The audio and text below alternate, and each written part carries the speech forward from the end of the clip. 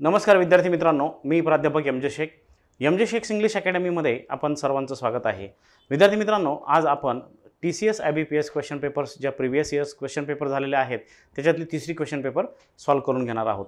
तर चला बघा, तिसरी क्वेश्चन पेपर होती Indian institute for aeronautical engineering and information technology. त्याच्यामध्ये ड्रायव्हर या पदासाठी ती जाहिरात होती, ती परीक्षा होती.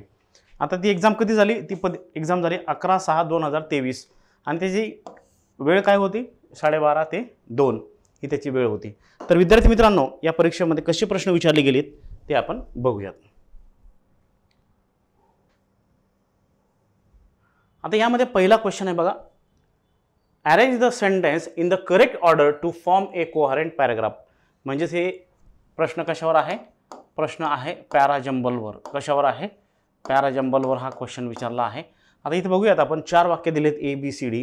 कधी कधी काय असतं, आपल्याला जर इमिजिएट उत्तर त्याचं सापडायचं असेल, इमिजिएट एलिमिनेशन मेथडने आपल्याला पुढे जायचं असेल अशा प्रकारात, तर बघायचं A कुठे दिलाय, B कुठे दिलाय. जर ऑप्शन जे 4 दिलेले असतात, कधी कधी ऑप्शन A ने सुरू होतं, B ने सुरू होतं, C ने सुरू होतं, D ने सुरू होतं. आपलं उत्तर जर B ने येत असेल तर B चं किती दिलेत ते बघायचं. आपलं उत्तर जर C ने येत असेल तर C किती दिलेत ते बघायचं. C जर एकच असेल तर पटकन त्याला ते उत्तर असेल, मग 4ही ऑप्शन वाचत बसण्याची गरज नसते. आता लक्षात घ्या, आता याच्यात दिलंय बघा ABCD हे 4 पर्याय दिलेले आहेत. याच्यामध्ये नाऊन आहे, प्रोनाऊन आहे किंवा कॉन्ट्रास्ट आहे प्लस रिझन आहे, अशा काही गोष्टी आहेत का ते शोधायचं. ठीक आहे. मग कर्ता आहे किंवा क्रियापद आहे किंवा व्हर्ब आहे किंवा ऑब्जेक्ट आहे, अशा प्रकारच्या पण जोड्या असतात, लक्षात घ्या. आता याच्यात पहिलं दिलंय the reason is poor track condition and RTI disclose. हे काय आहे? आता हे जे वाक्य आहे हे कन्क्ल्युजन करणारं वाक्य आहे. कोणतं वाक्य आहे? कन्क्ल्युजन करणारं वाक्य आहे. हे वाक्य वाक्याच्या काय येईल? हे वाक्य वाक्याच्या शेवटी येईल, कारण द रिझन म्हटलं आहे. कन्क्ल्युजन करणारं वाक्य आहे ते रिझन. ठीक आहे. पुढे बघा, Vande Bharat expresses is India's fastest train. आता वंदे भारत एक्सप्रेस हे ट्रेनचं नाव आहे, लक्षात घ्या. ते नाऊन आहे, नाऊन आहे. म्हणजे आता आपल्याला याचा रिलेव्हंट म्हणजे ती पेअर जर शोधायची असेल तर याच्या हा नाऊन आहे, याची पेअर जर शोधायची असेल तर प्रोनाऊन याच्यासाठी आला आहे का ते बघूयात आपण. Although built to hit a maximum of 180 km/h it is unable to do so. आता हे याची पेअर येणार नाही. आता डी वाचूया. It has been running at an average speed around 83 km/h over the last 2 years. आता इथं लक्षात द्या, हा नाऊन आहे, इट हा प्रोनाऊन आहे, म्हणजे याची पेअर काय येईल? याची पेअर ही इट येईल. बरोबर आहे. म्हणजे सुरुवात आपल्या कशाने होते? बी ने होते, नंतर काय होते? डी येत आहे. बरोबर आहे की नाही? त्याच्यानंतर काय येते बघा, नाऊन प्रोनाऊन झाली का? म्हणजे नाऊन प्लस प्रोनाऊन म्हणजे पेअर मिळाली. आता याच्यानंतर कसं मग आता बघा, आता याच्यानंतर बघा बी आणि डी झाला. ठीक आहे. द रिझन, आता कन्क्ल्युजन मी तुला ऑलरेडी सांगितलं, म्हणजे वाक्याचे शेवट येईल, कारण तो काय दाखवतोय? कन्क्ल्युजन दाखवतोय. मग याच्यात आहे का कॉन्ट्रास्ट दाखवतोय का? कोणतं? Although built to hit a maximum of 180 km/h it is unable to do so. म्हणजे हा कॉन्ट्रास्ट दाखवतोय. हा काय दाखवतोय? कॉन्ट्रास्ट दाखवतोय. म्हणजे तिची रचना 180 km/h ती धावेल असं होतं, परंतु तसं शक्य झालं नाही. म्हणजे हा काय? कॉन्ट्रास्ट आला. मग कॉन्ट्रास्ट हा कुठे येतोय? लक्षात घ्या, कॉन्ट्रास्ट येतोय C मध्ये, म्हणजे याच्यानंतर C आला. आणि जो रिझन आहे कन्क्ल्युजनचा आपला, तो आला आहे the reason is poor track conditions and RTI disclose. याचं रिझन मग काय सांगितलं की याचं कारण काय आहे? कारण जे पुअर ट्रॅक्ट आहेत त्याच्यामुळे ते म्हणजे फास्ट धावत नाही. हे कशामुळे डिस्क्लोज झालंय? कशामुळे उघड झालंय? RTI राईट टू इन्फॉर्मेशन ॲक्टमुळे ते डिस्क्लोज झालंय, उघडकीस आलेलं आहे. मग इथे शेवटी काय द्यायचं आहे आपल्याला? रिझन द्यायचं आहे. मग याचं कसं येणार? BDCA असं येणार. BDCA या पद्धतीनेच तुम्ही ते सॉल्व्ह करायचं आहे. आता BDCA कुठे बघूयात? BDCA आहे पर्याय क्रमांक 4 मध्ये. लक्षात आलं? आता इथे बघा, आता आपण ऑप्शनकडे डायरेक्ट आलो नाहीत. जर ऑप्शन बी ने 1 ने सुरुवात झाली असती, एकच ऑप्शन बीचं राहिलं असतं तर इलिमिनेशन मेथडने आपण डायरेक्ट करून पुढे गेलो असतो, पुढची वाचायची गरज नाही. पण आपल्याला कळायला पाहिजे, पेअर बनवता यायला पाहिजे. पॅराजंबल्समध्ये पेअर बनवणं हा भाग खूप इम्पॉर्टंट असतो. मग लक्षात आलं? प्रश्न क्रमांक 1चं उत्तर आलं 4. प्रश्न क्रमांक 2 बघा, select the option with the correct spelling of the misspelled word. Correct spelling सांगितलं आहे. ठीक आहे. आता इथं बघा, he join the online course to continue his studies without a break. म्हणजे कोणत्याही खंडशिवाय त्याचा अभ्यास सुरळीत व्हावा यासाठी त्याने ऑनलाईन क्लास जॉईन केला, असा त्या वाक्याचा अर्थ आहे. आता इथं बघूयात मग काय दिलंय. पहिलं दिलंय ब्रेक. ह्या ब्रेकचं स्पेलिंग चुकलं आहे. ब्रेकचं स्पेलिंग दोन पद्धतीने आपण लिहितो. एक ब्रेक म्हणजे असा, ज्याला आपण तोडणे, मोडणे, फोडणे असं म्हणतो, आणि दुसरा जो ब्रेक आहे तो असा असतो. ब्रेक म्हणजे वाहनाचा जो ब्रेक असतो याला आपण हे स्पेलिंग लिहितो, वाहनाचा ब्रेक. डन, हे स्पेलिंग लिहितो. मग लक्षात घ्या, हे स्पेलिंग चुकलं आहे. दुसरं बघा, कोर्स. आता कोर्सचं स्पेलिंग देखील चुकलं आहे. कोर्सचा स्पेलिंग देखील हे आहे, म्हणजे हे देखील चुकलं आहे. तिसरं बघा, विदाऊट. विदाऊटचं स्पेलिंग देखील चुकलेलं आहे. विदाऊटचं खरं स्पेलिंग असं आहे, लक्षात घ्या. ठीक आहे. आणि जो चौथा आहे, चौथा कोणता आहे, कंटिन्यू, त्याचं स्पेलिंग मात्र बरोबर आहे. म्हणजे प्रश्न क्रमांक 2 मध्ये फक्त चौथा पर्याय 4 कंटिन्यू हा करेक्ट स्पेलिंगचा आहे, म्हणून प्रश्न क्रमांक 2चं उत्तर आलं 4. क्लिअर. चलो नेक्स्ट. आता प्रश्न क्रमांक 3 बघा. Select the most appropriate synonym of the given word to fill in the blank. Synonym काय विचारलंय आपल्याला, सिनॉनिम. आणि तो शब्द कोणता विचारलाय, ओव्हरवेल्म्ड.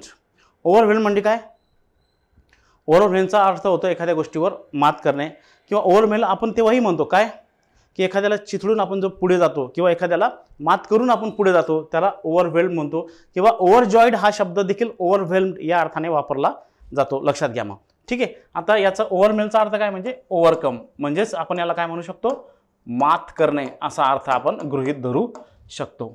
ठीक आहे. आता इथं बघूयात. आता वाक्य असं दिलं बघा, the producers of the social drama were dash dash by the response of the audience. ठीक आहे. आता इथं काय शब्द दिला होता, ओव्हरवेल्म दिला होता. मग ओव्हरवेल्मला समानार्थी शब्द काय येईल ते आपण बघायचं आहे. आता इथं पहिलं दिलंय ओव्हरकम. ओव्हरकम म्हणजे मात करणे, मात देणे, किंवा मात आपण म्हणतो मात करणे किंवा मात देणे असंही म्हणतो. मात देणे याचा अर्थ झुंज देणे असा होतो, किंवा याला वश करणे असंही म्हणतात, लक्षात घ्या. याला इंग्लिशमध्ये आपण विन किंवा क्रश असं म्हणतो. ठीक आहे, या पद्धतीने आपण म्हणतो. आणि दुसरा आहे ओव्हररूल्ड. ओव्हररूल्डचा अर्थ काय होतो, ओव्हररूल्डचा अर्थ होतो वरचढ असणे, टू बी, वरचढ असणे, लक्षात घ्या, वरचढ असणे. आपण याला इंग्लिशमध्ये लिहू शकतो to be excel in something असं त्याचा अर्थ होतो, लक्षात घ्या. To be excel in something. आणि हा ओव्हरटर्न आहे. ओव्हरटर्न म्हणजे काय, ओव्हरटर्नचा अर्थ होतो उलटणे, त्याला आपण म्हणतो रिव्हर्सल. ठीक आहे, उलटणे, बाजू पलटणे असाही त्याचा अर्थ, उलथून टाकणे असाही त्याचा अर्थ होतो. उलटणे, उलथून टाकणे, ठीक आहे, असाही त्याचा अर्थ होतो, लक्षात घ्या. ठीक आहे. आणि शेवटचा जो आहे कोणता आहे, ओव्हरथ्रोन. ओव्हरथ्रोनचा अर्थ काय होतो, म्हणजे एखाद्याला पदावरून काढून टाकणे, पदच्युत करणे, किंवा एखाद्याचा नाश करणे. आपण याला काय म्हणतो, पदावरून दूर करणे, खालसा करणे असे दूर करणे. किंवा आपण त्याला काय म्हणतो, त्याला आपण डिसमिस असं म्हणतो, डिसमिस. किंवा आपण त्याला एखादी गोष्ट म्हणजे ओव्हरथ्रोन, एखाद्या पाडणे या अर्थाने देखील ओव्हरथ्रोन वापरलं जातं. ठीक आहे, या अर्थाने आपण वापरतो. पदावरून दूर करणे, पदच्युत करणे, डिसमिस करणे या अर्थाने आपण याचा वापर करतो. आता हे चारही शब्द लक्षात घ्या. ठीक आहे. आता याचा समानार्थी म्हणून कोणतं येईल, ऑलरेडी मी तुम्हाला सांगितलं होतं ओव्हरकम, मात करणे. मग याचं उत्तर मित्रांनो काय येईल, याचं उत्तर येईल 1. जर आपण इथं ओव्हरकम शब्द भरला तर ह्या वाक्याचा अर्थ काय येईल, या वाक्याचा अर्थ असा येईल, the producers of the social drama were dash dash by the response of the audience. म्हणजे याचा अर्थ असा येईल, तर याचा अर्थ बघा कसा येईल, the producers of the social drama were dash dash by the response of the audience, overwhelm by the response of the audience, म्हणजेच प्रेक्षकाच्या प्रतिसादाने सामाजिक निर्मात्याने मात केली असा त्याचा अर्थ होतो, लक्षात घ्या. मग हा जो ओव्हरकम आहे, ओव्हरकम म्हणजेच काय, ओव्हरवेल्म असा त्याचा अर्थ होतो. म्हणून प्रश्न क्रमांक 3चं उत्तर काय आलं, 1. नेक्स्ट प्रश्न क्रमांक 4 बघा. Select the most appropriate antonym, म्हणजे विरुद्धार्थी शब्द आपल्याला सांगायचा आहे, ऑफ द गिवन वर्ड. दिलेल्या शब्दाचा विरुद्धार्थी शब्द सांगा असा त्याचा अर्थ आहे. आता पहिला शब्द इथे नॅरो. नॅरो म्हणजे काय, नॅरो म्हणजे आपण म्हणतो अरुंद, अरुंद जागा असते वगैरे, त्याला आपण काय म्हणतो, स्मॉल किंवा थिन असं म्हणतो त्याला आपण, अरुंद जागा, लक्षात घ्या. अरुंद जागा वगैरे जी असते, लक्षात घ्या. आता खाली त्याचे ऑप्शन दिलेत, मायनर आहे, वाईड आहे, स्लाईट आहे, लॉंग आहे. मायनर म्हणजे काय, मायनरचा अर्थ होतं स्मॉल. आपल्याला अँटोनिम सांगा स्मॉल आणि लेसर म्हणजे लहान किंवा कमी प्रतीचा असा अर्थाने आपण वापरतो. किंवा त्याला आपण काय म्हणतो, मायनरला आपण इनसिग्निफिकंट म्हणजे इनसिग्निफिकंट कमी महत्त्वाचे असंही म्हणतो. इनसिग्निफिकंट कमी महत्त्वाचे असं देखील म्हणतो. ठीक आहे. आता वाईड म्हणजे आपण काय म्हणतो, रुंद विस्तृत, त्याला आपण म्हणतो ब्रॉड किंवा लार्ज असं म्हणतो. लक्षात आलं. म्हणजे त्याला आपण मराठीत काय म्हणतो, रुंद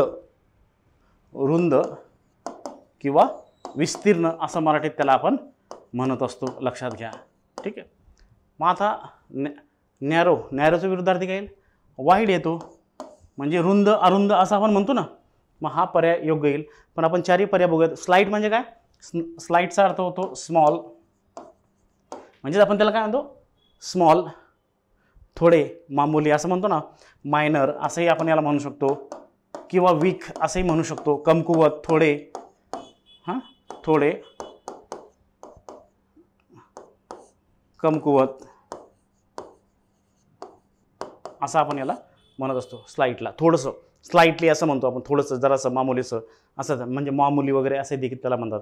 लॉंगला आपण काय म्हणतो, लॉंगला आपण म्हणतो हाय किंवा टॉल. हाय किंवा टॉल म्हणजे याला आपण काय म्हणतो, मराठीत आपण म्हणतो उंच, लांब, दीर्घ मुदतीचा असं आपण म्हणतो.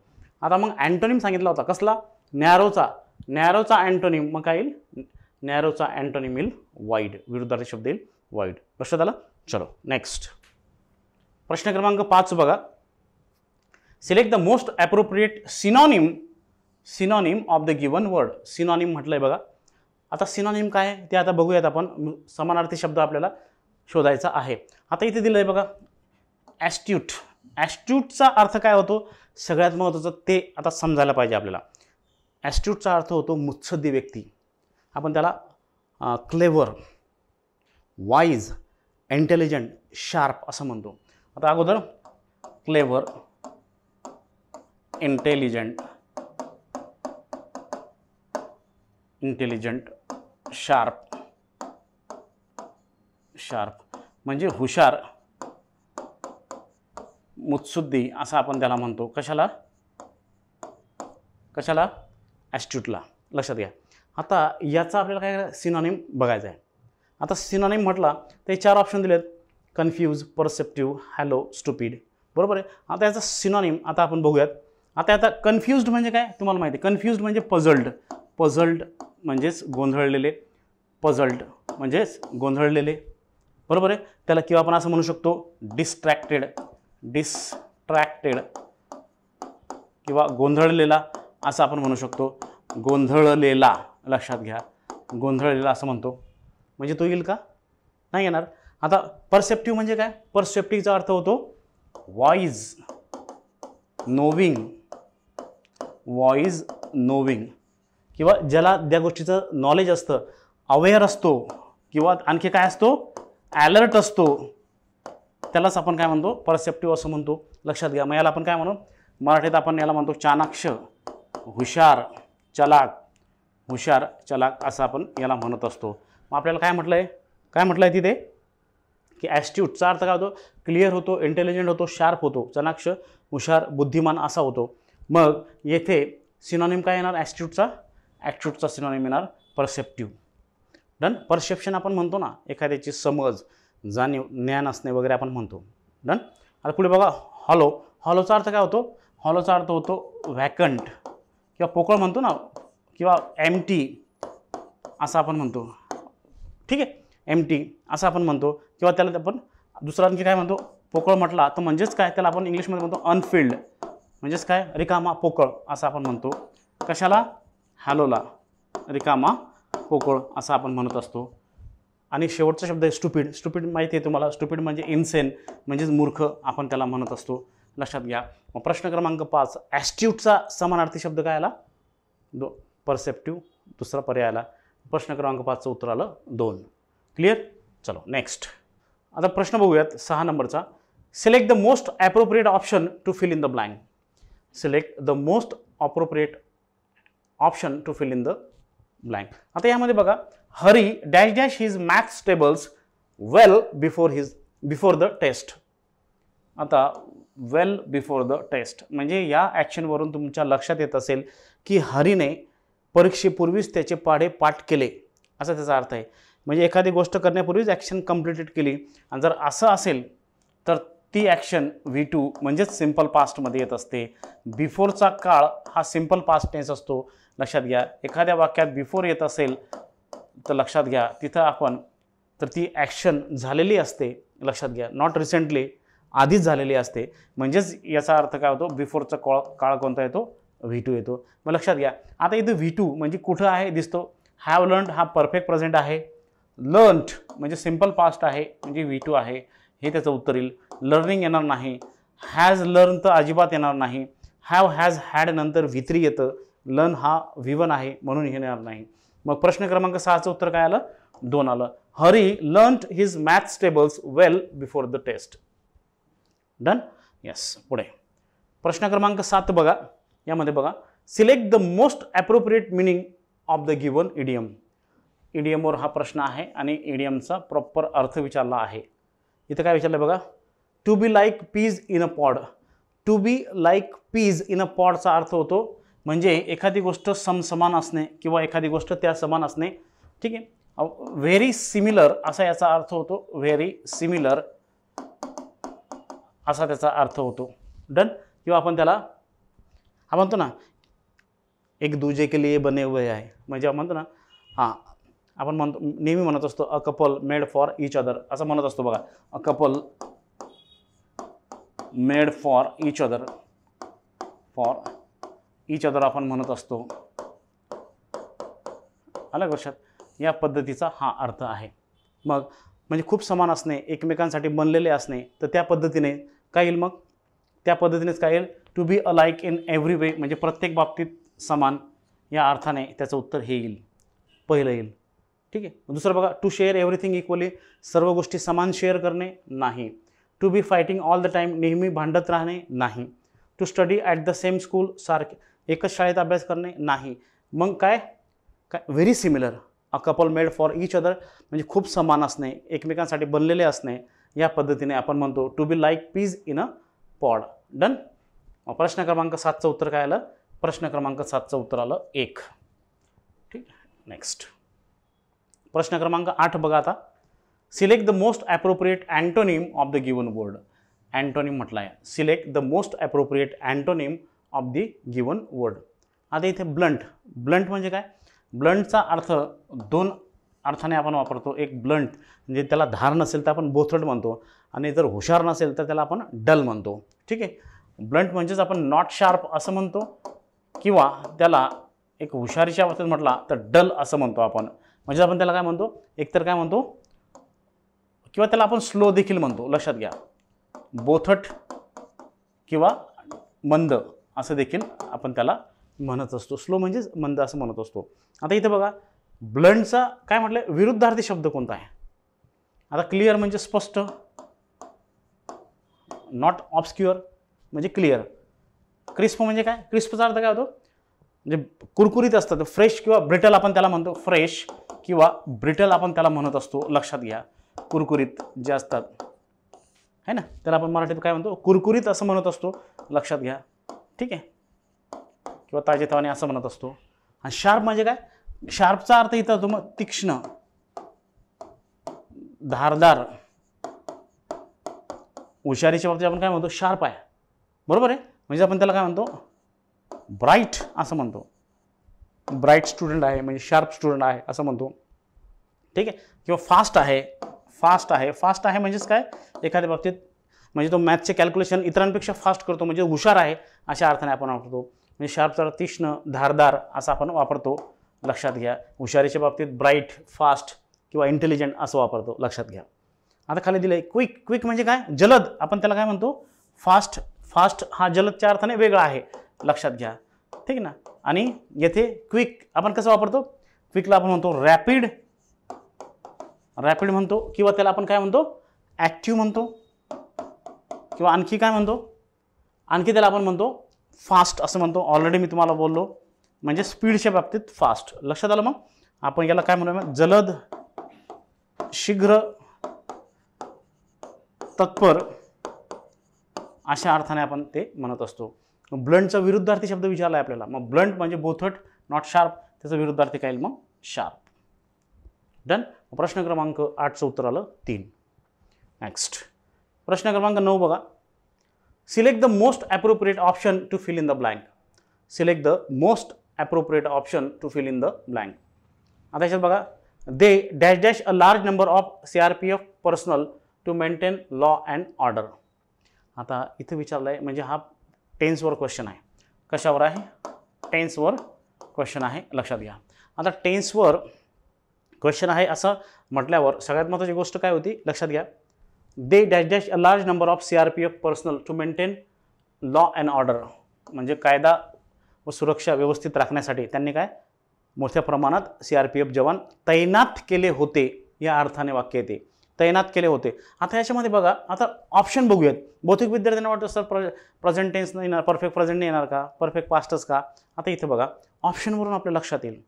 ऑप्शन दिले आहेत का बरोबर? बघा, हॅव डिप्लॉइड, हॅवच्या नंतर V3 यायला पाहिजे, पहिला ऑप्शन गेला. ठीक आहे. दे आहे म्हणून क्रियापदाला SES लागणार नाही. क्रियापदाला SES केव्हा लागतो?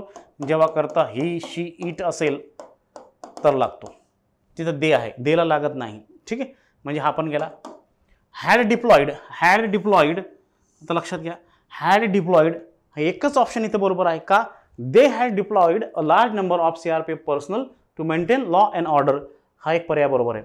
आता चौथा पण बघा, ती पॅसिव्ह वॉइसची रचना नाही. आर डिप्लॉइड येईल पण ती पॅसिव्ह वॉइसची रचना नाही आहे, ॲक्टिव्ह वॉइसची रचना आहे, म्हणून हे येणार नाही.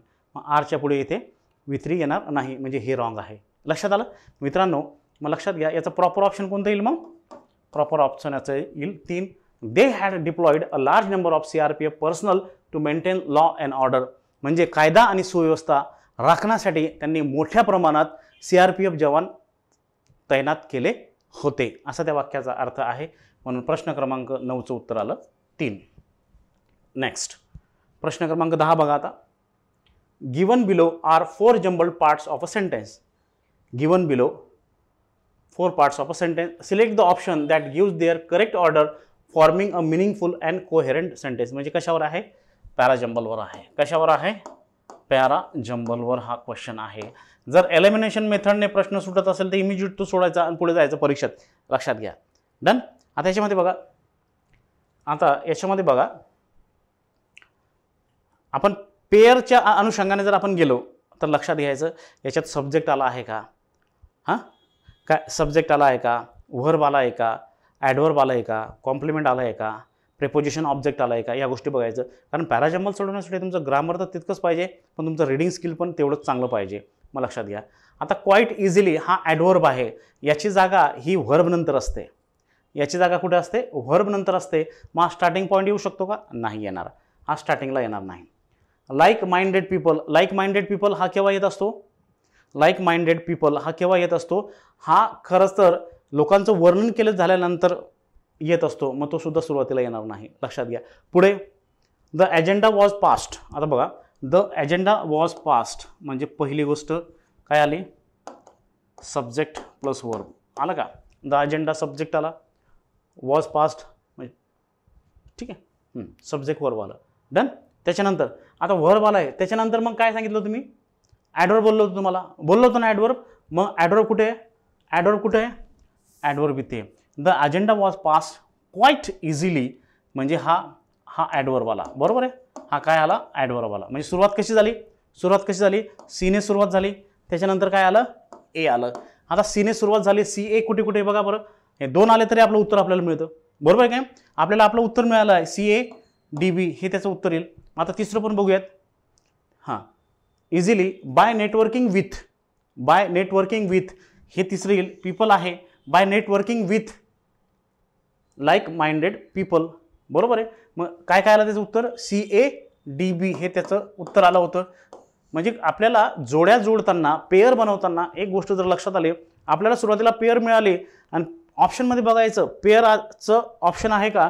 आता CC इथं 2 ठिकाणी होतं, म्हणून आपण काय दुसऱ्या म्हटलं, इथं CA आहे, इथं CB आहे. मग आपलं उत्तर काय होतं? आपलं उत्तर होतं CADB. मग लक्षात आलं विद्यार्थी मित्रांनो. प्रश्न क्रमांक 10चं उत्तर काय आलं? प्रश्न क्रमांक 10चं उत्तर आलं 1. म्हणजे याचा क्रम आपण कसा लावला होता बघा, याचा क्रम आपण असा लावला होता. आता याच्यात बघा, पहिले आपण काय घेतला, सब्जेक्ट प्लस वर्ब घेतला, बरोबर आहे की नाही. त्याच्यानंतर काय घेतला होता, ॲडवर्ब घेतला होता, बरोबर आहे. त्याच्यानंतर काय घेतला आपण, त्याच्यानंतर बाय प्लस नाऊन घेतला होता. याला आपण ऑब्जेक्ट ऑफ प्रेपोजिशन म्हणतो, प्रेपोजिशन, लक्षात घ्या. डन. त्याच्यानंतर काय घेतलं आहे आपण, त्याच्यानंतर आपण कॉम्प्लिमेंट घेतलं आहे, लक्षात घ्या. या पद्धतीने आपण रचना केलेली आहे. या पद्धतीने म्हणजे आपण जोडलेलं होतं. क्रम काय होता, CADB या पद्धतीने आपण होतो. प्रश्न क्रमांक 10चं उत्तर आलं 1. क्लिअर. चलो नेक्स्ट. प्रश्न क्रमांक 11 बघा. Select the most appropriate antonym of the given word to fill in the blank. Antonym म्हटलं आहे आपल्याला, विरुद्धार्थी शब्द म्हटला आहे. कोणता शब्द, एक्सलन्स. एक्सलन्स म्हणजे काय, अगोदर आपल्याला एक्सलन्स शब्द काय आहे ते बघावं लागेल. एक्सलन्सचा अर्थ होतो वर्थ, किंवा आपण त्याला आणखी काय म्हणतो, क्वालिटी. म्हणजे ज्यातून चांगला गुण दिसतो किंवा चांगली गोष्ट दिसतात, डिस्टिंक्ट, किंवा त्याला आपण काय म्हणतो, डिस्टिंक्शन असं म्हणतो, देखील म्हणतो. कोणाला, एक्सलन्सला. म्हणजे एक्सलन्स आहे, उत्कृष्टता आहे, म्हणजे ती वर्थ या शब्दातून दिसते, क्वालिटीमधून दिसते, डिस्टिंक्शनमधून दिसते. म्हणजे एक्सलन्सचा अर्थ तुमच्या लक्षात आला. इथं आपण म्हणतो श्रेष्ठता किंवा विशेषता किंवा चांगला गुण, असा अर्थाने आपण हे वापरतो. क्लिअर. मग याचं अँटोनिम्स आपल्याला सांगायचं आहे. आता बघूयात मग कोणते कोणते शब्द दिलेत. आता ते शब्द बघण्याच्या आधी इथे एक वाक्य दिलं आहे. काय दिलं आहे बघा, the sub standard project report submitted by the student gave evidence of his. आता इथं काय, रिकामी जागा भरायची आहेत आपल्याला हे 4 शब्द वापरून, आणि याचा विरुद्धार्थी शब्द आपल्याला तिथे वापरायचा आहे. ठीक आहे. आता इम्पॉर्टन्स म्हणजे काय, इम्पॉर्टन्सला आपण म्हणतो व्हॅल्यू, किंवा आपण त्याला म्हणतो महत्त्व, लक्षात घ्या, महत्त्व. त्या पद्धतीने पुढे कॅपॅसिटी. कॅपॅसिटीचा अर्थ होतो व्हॉल्यूम. काय अर्थ होतो, व्हॉल्यूम, किंवा त्याला आपण म्हणतो स्पेस, किंवा आपण आणखी त्याला दुसऱ्या भाषेत काय म्हणतो, क्वांटिटी, क्वांटिटी. आणि मराठीत आपण त्याला म्हणतो धारण क्षमता. मराठीत काय म्हणतो, धारण क्षमता, लक्षात घ्या. ह्या गोष्टी आपण त्याला म्हणतो. डन. आणि पुढे मेडिओक्रिटी. मेडिओक्रिटी म्हणजे काय, मेडिओक्रिटीचा अर्थ होतो इन्फेरिटी, इन्फेरिओरिटी. आता इथं बघा, इन्फेरिओरिटी, किंवा पुअरनेस. काय म्हणतो, पुअरनेस असं म्हणतो. म्हणजेच त्याला आपण काय म्हणतो, काय म्हणतो त्याला, सामान्यपणा म्हणतो. काय म्हणतो, सामान्यपणा आपण त्याला म्हणतो, ठीक आहे, या पद्धतीने. आता हा एक्सलन्स आणि मेडिओक्रिटी हे काय आहेत, विरुद्धार्थी शब्द आहेत. एक्सलन्स म्हणजे काय असतो, वर्थ असतो, क्वालिटीचा असतो, डिस्टिंक्शन असतो. आणि हा मेडिओक्रिटी हा काय असतो, इन्फेरिटी असतं, पुअरनेस असतं, किंवा सामान्यपणा याच्यामध्ये असतो. म्हणजे हे तिसरा जो पर्याय आहे हे त्याचं अँटोनिम येईल, विरुद्धार्थी शब्द येईल. आता पुढे बघा, चौथा शब्द बघा, इन्क्लिनेशन. इन्क्लिनेशनचा अर्थ होतो टर्न, किंवा टेस्ट, किंवा डिझायर, टेंडन्सी. टेस्ट किंवा टेंडन्सी. आपण त्याला काय म्हणतो, कल म्हणत असतो, त्याला प्रवृत्ती म्हणत असतो.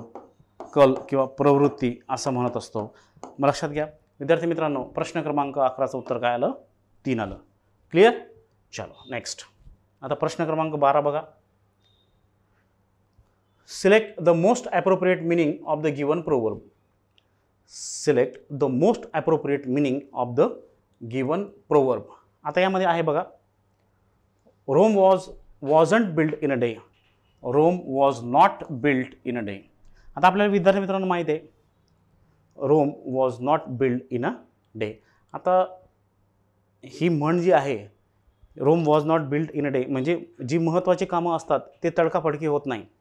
महत्त्वाची कामे होण्यासाठी एक पर्टिक्युलर टाईम लागतो, एक पर्टिक्युलर वेळ आपल्याला द्यावा लागतो. म्हणजे याचा अर्थ असा आहे की महत्त्वाची कामे तडकाफडकी होत नाही, त्यांना एक विशिष्ट वेळ लागतो. मग त्या पद्धतीने बघा इथं काय दिलं आहे बघा, पहिला ऑप्शन दिला आहे, it is not easy to defeat your enemies. म्हणजे तुमच्या शत्रूला हरवणं सोपं नाही, सुलभ नाही, असं त्याचा अर्थ आहे. It takes time to do great things. तुम्हाला सांगितलं की मोठ्या गोष्टी होण्यासाठी एक खूप सारा वेळ द्यावा लागतो, चांगल्या गोष्टी होण्यासाठी एक चांगला वेळ द्यावा लागतो. है ना, मोठ्या गोष्टी सहजासहजी होत नाहीत, तडकाफडकी होत नाहीत, त्यांना एक पर्टिक्युलर वेळ द्यावा लागतो, लक्षात घ्या. म्हणजे हे दुसरं त्याचं उत्तर येईल. तिसरं बघा, history is a complicated subject. History काय अवघड जटिल विषय आहे. Wrong. The Romans were very powerful at one time. म्हणजे एकदा रोमन लोक हे खूप शक्तिशाली होते, हे सुद्धा त्याचं येणार नाही. मग Rome wasn't build in a day, या म्हणीचा अर्थ it takes time to do great things. महत्त्वाच्या गोष्टी होण्यासाठी एक पर्टिक्युलर वेळ लागतो एक. ठीक. प्रश्न क्रमांक 12चं उत्तर आलं 2. प्रश्न क्रमांक 13 बघा. Select the most appropriate option to fill in the blank. Select the most appropriate option to fill in the blank. आता several dignitaries are expected dash dash the state for the political gathering. आता याच्यात दिलं आहे बघा, several dignitaries are expected आहे आणि त्याच्यानंतर परत रिकामी जागा दिलेली आहे. एक क्रियापद आहे आणि त्याच्यानंतर जर रिकामी जागा दिली असेल तर विद्यार्थ्यांनी दोनच गोष्टी लक्षात ठेवायचा. एक तो नॉन फायनाईटची रचना असते, एकतर तिथे इन्फिनिटिव्ह येईल किंवा जिरेंड येईल. आता काही क्रियापदं ठरलेली आहेत. कोणती क्रियापदं ठरलेली आहेत? आता इथे एक्सपेक्टेड नंतर टू येतो. एक्सपेक्ट टू, अपेक्षा करणे असं म्हणतो ना आपण. एक्सपेक्ट नंतर टू येतो, इथे जिरेंड येणार नाही, 2 + V1 येईल. मग लक्षात घ्या, मग असं जर क्रियापद असेल आणि त्याच्यानंतर परत तुम्हाला क्रियापद भरायला सांगितलं असेल तर आपण नॉन फायनाईट वर्ब म्हणजेच जिरेंड किंवा इन्फिनिटिव्हमधून एक सिलेक्ट करतो. एक्सपेक्ट नंतर इन्फिनिटिव्ह येतो म्हणून आपण इथे इन्फिनिटिव्ह बनणार आहोत. ठीक आहे. मग बघा इथे व्हिजिटिंग काय आहे? जिरेंड आहे, तो येणार नाही, मी तुम्हाला बोललो. टू व्हिजिटेड, टू नंतर इथे V1 यायला पाहिजे, V2 आला आहे म्हणून हे येणार नाही. टू व्हिजिट हा काय आहे? इन्फिनिटिव्ह आहे. काय आहे? इन्फिनिटिव्ह आहे. मग लक्षात घ्या, येथे काय येणार? येथे इन्फिनिटिव्ह येणार. 2 + V1 येणार म्हणजेच तिसरा ऑप्शन येणार, व्हिजिट्स येणार नाही. हा मेन व्हर्ब आहे. मग एक्सपेक्ट या व्हर्ब नंतर इन्फिनिटिव्ह येत असतो. मग आता आपण इथे काय 2 + V1 ही अशी रचना घेणार. जेव्हा क्रियापद 2 नंतर क्रियापदाचं पहिलं रूप येतं तेव्हा तो काय असतो? इन्फिनिटिव्ह असतो आणि इन्फिनिटिव्ह वाक्यात नाऊनचं काम करत असतो, लक्षात घ्या. क्लिअर? मग प्रश्न क्रमांक 13चं उत्तर आलं 3. प्रश्न क्रमांक 14 बघा. आता काय म्हणतोय प्रश्न क्रमांक 14? ठीक आहे. आता यामध्ये आता हा प्रश्न आपण ऑलरेडी सोडवलेला आहे. डन. ठीक आहे. कुठून सुरुवात केला होता आपण? हा प्रश्न आपण ऑलरेडी सोडवलेला आहे, तर तुम्ही तो सोडवू शकतात. परत तो रिपीट झाला आहे तो प्रश्न. ठीक आहे. हां, पुढे बघा. प्रश्न क्रमांक 15 बघा. Select the option with the correct spelling of the misspelled word. Misspelled word आहे बघा, मिसस्पेल्ड वर्ड आहे. ठीक आहे. आता याच्यात बघा, Hira was determined to tackle the issue that were affecting her professional's goal. ठीक आहे. आता इथे 4 शब्द दिले आहेत. या 4 शब्दामध्ये कोणता शब्द करेक्ट स्पेलिंग आहे ते आपल्याला ओळखायचं आहे. आता याच्यामध्ये बघा, डिटरमाइंड याचं स्पेलिंग चुकलं आहे. डिटरमाइंडचं स्पेलिंग असं असतं, म्हणजे हे चुकलं आहे. इश्यूजचं स्पेलिंग देखील असं असतं, SSUES त्यामध्ये असतो, म्हणजे हा देखील चुकला. टॅकलचं स्पेलिंग देखील चुकलं आहे. टॅकलचं स्पेलिंग या पद्धतीने असतं, म्हणजे हा देखील चुकला आहे. आणि चौथा शब्द आहे जो प्रोफेशनल या शब्दाचं स्पेलिंग बरोबर आहे. यामध्ये प्रोफेशनल या शब्दाचं स्पेलिंग मित्रांनो बरोबर आहे. म्हणून प्रश्न क्रमांक 15चं उत्तर आलं 4. आता विद्यार्थी मित्रांनो, यामध्ये 15 क्वेश्चन होते. पण कोणत्या घटकावर याच्यात प्रश्न विचारलेले आहेत त्याचं आपण ॲनालिसिस विश्लेषण केलेलं आहे, ते बघूयात. आता प्रोव्हर्बवर एक विचारला आहे प्रश्न. Rome was not built a day, याच्यावर प्रश्न आला होता. पॅराजंबलवर 3 क्वेश्चन्स आहेत. मिसस्पेल्डवर 2 आहेत. अँटोनिमवर 3 आहेत. सिनॉनिम्सवर 3 आहेत. नॉन फायनाईट वर्ब तुम्हाला सांगितलं एक्सपेक्ट टू, व्हिजिट, त्याच्यावर 1 प्रश्न आहे. इडियम्स अँड फ्रेजेसवर 1 होता.